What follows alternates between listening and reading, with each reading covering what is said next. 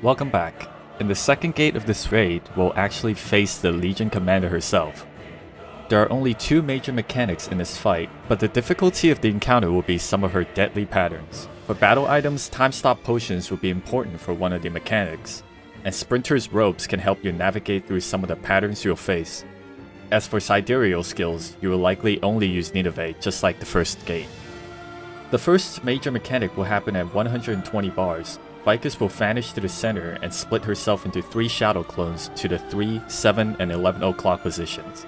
Additionally, 5 purple orbs will appear in a cross formation in the center area. After some time, the clones will begin exploding one after another, with the safe zone being close to the clone.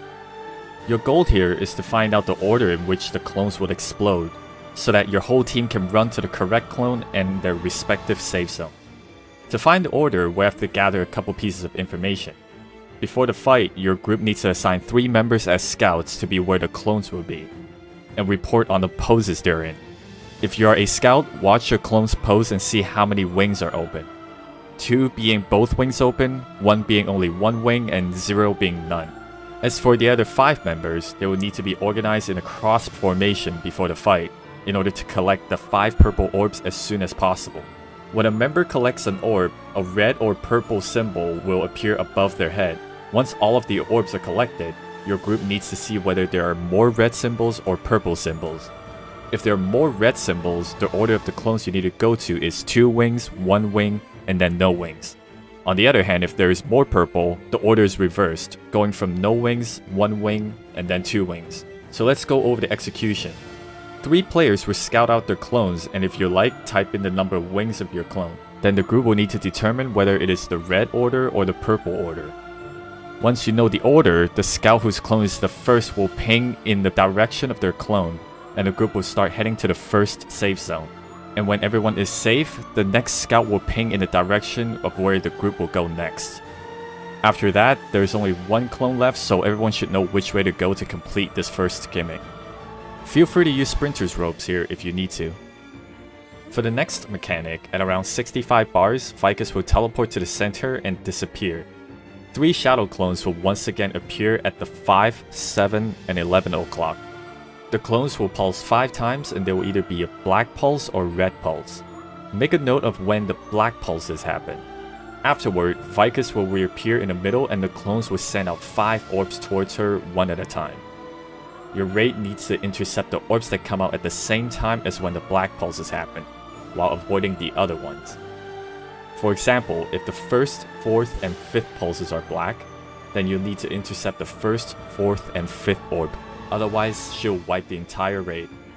If a player has already taken an orb, taking a second one will be fatal unless they use a time stop potion. So this time, you'll need to split your raid into 3 groups to handle each clone. Ideally 3 members at each 7 and 11 o'clock position and 2 at 5 o'clock, and then assign the intercepting order for the members in each group. One way to expedite this process is to have Party 1's number 1, 2, and 3 players take care of the 7 o'clock position, and Party 2's number 1, 2, and 3 player goes to 11 o'clock, while both parties' number 4 goes to 5 o'clock. Those are the only 2 mechanics for this fight, but there are a few deadly attack patterns that I want to go over.